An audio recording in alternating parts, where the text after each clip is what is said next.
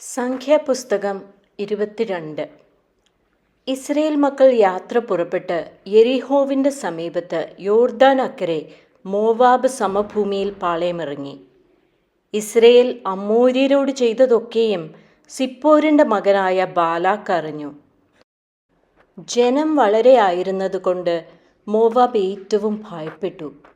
Israel മക്കളെക്കുറിച്ച് Moab പരിഭ്രമിച്ചു. Moab മിദ്യാന്യ മൂപ്പന്മാരോട്, കാള വയലിലെ പുല്ല് നക്കിക്കളയുന്നതുപോലെ ഈ കൂട്ടം നമ്മുടെ ചുറ്റുമുള്ള എല്ലാവരെയും നക്കിക്കളയും എന്ന് പറഞ്ഞു. അക്കാലത്ത് മോവാബ് രാജാവ് സിപ്പോരിൻ്റെ മകനായ ബാലാക്കായിരുന്നു. അവൻ ബെയോരിൻ്റെ മകനായ ബിലയാമിനെ വിളിപ്പാൻ അവൻ്റെ സ്വജാതിക്കാരുടെ ദേശത്ത് നദീതീരത്തുള്ള പെഥോരിലേക്ക് ദൂതന്മാരെ അയച്ചു. ഒരു ജനം മിസ്രയീമിൽ നിന്ന് പുറപ്പെട്ടു വന്ന് ഭൂതലത്തെ മൂടിയിരിക്കുന്നു. അവരെനിക്ക് നേരെ പാർക്കുന്നു. നീ വന്ന് എനിക്ക് വേണ്ടി ഈ ജനത്തെ ശപിക്കണമേ. അവരെന്നേക്കാൾ ഏറ്റവും ബലവാന്മാരായിരിക്കൊണ്ട്, പക്ഷേ അവരെ തോൽപ്പിച്ച് ദേശത്തു നിന്ന് ഓടിച്ചു കളവാൻ എനിക്ക് കഴിവുണ്ടാകുമായിരിക്കും. നീ അനുഗ്രഹിക്കുന്നവൻ അനുഗ്രഹിക്കപ്പെട്ടവൻ, നീ ശപിക്കുന്നവൻ ശപിക്കപ്പെട്ടവൻ എന്ന് ഞാൻ അറിയുന്നു എന്ന് പറയിച്ചു. മോവാബ്യ മൂപ്പന്മാരും മിദ്യാന്യ മൂപ്പന്മാരും കൂടി കയ്യിൽ പ്രശ്നദക്ഷിണയുമായി ബിലയാമിൻ്റെ അടുക്കൽ ചെന്ന് ബാലാക്കിൻ്റെ വാക്കുകളെ അവനോട് പറഞ്ഞു. അവൻ അവരോട്, ഇന്ന് രാത്രി ഇവിടെ പാർപ്പിൻ. യഹോവ എന്നോട് അരുളി ചെയ്യുന്നത് പോലെ ഞാൻ നിങ്ങളോട് ഉത്തരം പറയാം എന്ന് പറഞ്ഞു. മോവാബ്യ പ്രഭുക്കന്മാർ ബിലയാമിനോട് കൂടെ പാർത്തു. ദൈവം ബിലയാമിൻ്റെ അടുക്കൽ വന്നു, നിന്നോട് കൂടെയുള്ള ഈ മനുഷ്യർ ആരെന്ന് ചോദിച്ചു. ബിലയാം ദൈവത്തോട്, ഒരു ജനം മിസ്രയീമിൽ നിന്ന് പുറപ്പെട്ടു വന്ന് ഭൂതലത്തെ മൂടിയിരിക്കുന്നു. നീ വന്ന് എനിക്ക് വേണ്ടി അവരെ ശപിക്കണം, പക്ഷേ അവരോട് യുദ്ധം ചെയ്ത് അവരെ ഓടിച്ചു കളവാൻ എനിക്ക് കഴിയും എന്നിങ്ങനെ മോവാബ് രാജാവായി സിപ്പോരിൻ്റെ മകനായ ബാലാക്ക് എൻ്റെ അടുക്കൽ പറഞ്ഞയച്ചിരിക്കുന്നു എന്ന് പറഞ്ഞു. ദൈവം ബിലയാമിനോട്, നീ അവരോട് കൂടെ പോകരുത്, ആ ജനത്തെ ശപിക്കുകയുമരുത്, അവർ അനുഗ്രഹിക്കപ്പെട്ടവരാകുന്നു എന്ന് കൽപ്പിച്ചു. ബിലയാം രാവിലെ എഴുന്നേറ്റ് ബാലാക്കിൻ്റെ പ്രഭുക്കന്മാരോട്, നിങ്ങളുടെ ദേശത്തേക്ക് പോകുവിൻ, നിങ്ങളോട് കൂടെ പോരുവാൻ യഹോവ എനിക്ക് അനുവാദം തരുന്നില്ല എന്ന് പറഞ്ഞു. മോവാബ്യ പ്രഭുക്കന്മാർ പുറപ്പെട്ട് ബാലാക്കിൻ്റെ അടുക്കൽ ചെന്നു. ബിലയാമിന് ഞങ്ങളോടുകൂടെ വരുവാൻ മനസ്സില്ല എന്ന് പറഞ്ഞു. ബാലാക്ക് വീണ്ടും അവരെക്കാൾ മാന്യരായ അധികം പ്രഭുക്കന്മാരെ അയച്ചു. അവർ ബിലയാമിൻ്റെ അടുക്കൽ വന്ന് അവനോട്, എൻ്റെ അടുക്കൽ വരുന്നതിന് മുടക്കമൊന്നും പറയരുതേ, ഞാൻ നിന്നെ ഏറ്റവും ബഹുമാനിക്കും. നീ എന്നോട് പറയുന്നതൊക്കെയും ഞാൻ ചെയ്യാം. വന്ന് എനിക്ക് വേണ്ടി ഈ ജനത്തെ ശപിക്കണമേ എന്ന് സിപ്പോരിൻ്റെ മകനായ ബാലാക്ക് പറയുന്നു എന്ന് പറഞ്ഞു. ബിലയാം ബാലാക്കിൻ്റെ ഭൃത്യന്മാരോട്, ബാലാക്ക് തൻ്റെ ഗൃഹം നിറച്ച് വെള്ളിയും പൊന്നിയും എനിക്ക് തന്നാലും എൻ്റെ ദൈവമായ യഹോവയുടെ കൽപ്പന ലംഘിച്ച് ഏറെയോ കുറയോ ചെയ്യുവാൻ എനിക്ക് കഴിയുന്നതല്ല.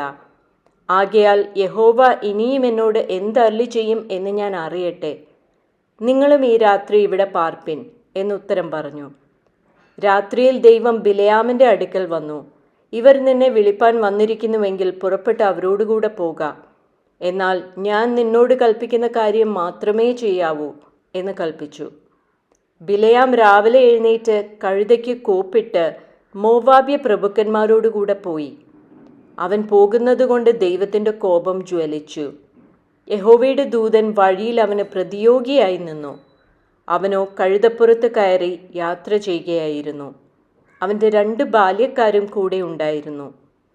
യഹോവയുടെ ദൂതൻ വാൾ ഊരിപ്പിടിച്ചുകൊണ്ട് വഴിയിൽ നിൽക്കുന്നത് കഴുത കണ്ടു. കഴുത വഴിയിൽ നിന്ന് മാറി വയലിലേക്ക് പോയി. കഴുതയെ വഴിയിലേക്ക് തിരിക്കേണ്ടതിന് ബിലയാം അതിനെ അടിച്ചു. പിന്നെ യഹോവയുടെ ദൂതൻ ഇരുപുറവും മതിലുള്ള മുന്തിരിത്തോട്ടങ്ങളുടെ ഇടുക്കു വഴിയിൽ നിന്നു. കഴുത യഹോവയുടെ ദൂതനെ കണ്ടപ്പോൾ മതിലരികെ ഒതുങ്ങി ബിലയാമിൻ്റെ കാൽ മതിലോട് ചേർത്ത് ഞെക്കി. അവൻ അതിനെ വീണ്ടും അടിച്ചു. പിന്നെ യഹോവയുടെ ദൂതൻ മുമ്പോട്ട് ചെന്ന് ഇടത്തോട്ടും വലത്തോട്ടും മാറുവാൻ വഴിയില്ലാത്ത ഒരു ഇടുക്കിടയിൽ നിന്നു. യഹോവയുടെ ദൂതനെ കണ്ടപ്പോൾ കഴുത ബിലയാമിൻ്റെ കീഴെ കിടന്നു കളഞ്ഞു. ബിലയാമിൻ്റെ കോപം ജ്വലിച്ച് അവൻ കഴുതയെ വടികൊണ്ട് അടിച്ചു. അപ്പോൾ യഹോവ കഴുതയുടെ വായ് തുറന്നു. അത് ബിലെയാമിനോട്, നീ എന്നെ ഈ 3 പ്രാവശ്യം അടിപ്പാൻ ഞാൻ നിന്നോട് എന്ത് ചെയ്തു എന്ന് ചോദിച്ചു. ബിലെയാം കഴുതയോട്, നീ എന്നെ കളിയാക്കിയത് കൊണ്ടത്രേ. എൻ്റെ കയ്യിലൊരു വാളുണ്ടായിരുന്നെങ്കിൽ ഞാൻ ഇപ്പോൾ തന്നെ നിന്നെ കൊന്നുകളയുമായിരുന്നു എന്ന് പറഞ്ഞു. കഴുത ബിലെയാമിനോട്, ഞാൻ നിന്റെ കഴുതയല്ലയോ? ഇക്കാലമൊക്കെയും എൻ്റെ പുറത്തല്ലയോ നീ കയറി നടന്നത്? ഞാൻ എപ്പോഴെങ്കിലും ഇങ്ങനെ നിന്നോട് കാണിച്ചിട്ടുണ്ടോ എന്ന് ചോദിച്ചു. ഇല്ല എന്ന് അവൻ പറഞ്ഞു. അപ്പോൾ യഹോവ ബിലെയാമിൻ്റെ കണ്ണ് തുറന്നു. യഹോവയുടെ ദൂതൻ വാൾ ഊരിപ്പിടിച്ചുകൊണ്ട് നിൽക്കുന്നത് അവൻ കണ്ട് സാഷ്ടാംഗം വീണ് നമസ്കരിച്ചു. യഹോവയുടെ ദൂതൻ അവനോട്, ഈ 3 പ്രാവശ്യം നീ കഴുതയെ അടിച്ചത് എന്ത്? ഇതാ, ഞാൻ നിനക്ക് പ്രതിയോഗിയായി പുറപ്പെട്ടിരിക്കുന്നു. നിന്റെ വഴി നാശകരം എന്ന് ഞാൻ കാണുന്നു. കഴുത എന്നെ കണ്ട് ഈ 3 പ്രാവശ്യം എൻ്റെ മുമ്പിൽ നിന്ന് മാറിപ്പോയി. അത് മാറിപ്പോയിരുന്നില്ലെങ്കിൽ ഞാൻ ഇപ്പോൾ തന്നെ നിന്നെ കൊന്നുകളയുകയും അതിനെ ജീവനോടെ രക്ഷിക്കുകയും ചെയ്യുമായിരുന്നു എന്ന് പറഞ്ഞു. ബിലെയാം യഹോവയുടെ ദൂതനോട്, ഞാൻ പാപം ചെയ്തിരിക്കുന്നു. നീ എനിക്കെതിരായി വഴിയിൽ നിന്നിരുന്നു എന്ന് ഞാൻ അറിഞ്ഞില്ല. ഇത് നിനക്ക് അനിഷ്ടമെന്ന് വരികിൽ ഞാൻ മടങ്ങിപ്പോയിക്കോളാം എന്ന് പറഞ്ഞു. യഹോവയുടെ ദൂതൻ ബിലെയാമിനോട്, ഇവരോട് കൂടെ പോക, എങ്കിലും ഞാൻ നിന്നോട് കൽപ്പിക്കുന്ന വചനം മാത്രമേ പറയാവൂ എന്ന് പറഞ്ഞു. ബിലെയാം ബാലാക്കിൻ്റെ പ്രഭുക്കന്മാരോടുകൂടെ പോകുകയും ചെയ്തു. ബിലെയാം വരുന്നു എന്ന് ബാലാക്ക് കേട്ടപ്പോൾ അർനോൻ തീരത്ത് ദേശത്തിൻ്റെ അതിരിലുള്ള ഈർ മോവാബ് വരെ അവനെ എതിരേറ്റ് ചെന്നു. ബാലാക്ക് ബിലെയാമിനോട്, ഞാൻ നിന്നെ വിളിപ്പാൻ ആളയച്ചില്ലയോ? നീ വരാതിരുന്നതെന്ത്? നിന്നെ ബഹുമാനിപ്പാൻ എനിക്ക് കഴിയുകയില്ലയോ എന്ന് പറഞ്ഞതിന് ബിലെയാം ബാലാക്കിനോട്, ഞാൻ വന്നിരിക്കുന്നുവല്ലോ, എന്നാൽ എന്തെങ്കിലും പറവാൻ എനിക്ക് കഴിയുമോ? ദൈവം എൻ്റെ നാവിന്മേൽ ആക്കിത്തരുന്ന വചനമേ ഞാൻ പ്രസ്താവിക്കുകയുള്ളൂ എന്ന് പറഞ്ഞു. അങ്ങനെ ബിലെയാം ബാലാക്കിനോട് കൂടെ പോയി. അവർ കിര്യത്ത് ഹൂസോത്തിലെത്തി.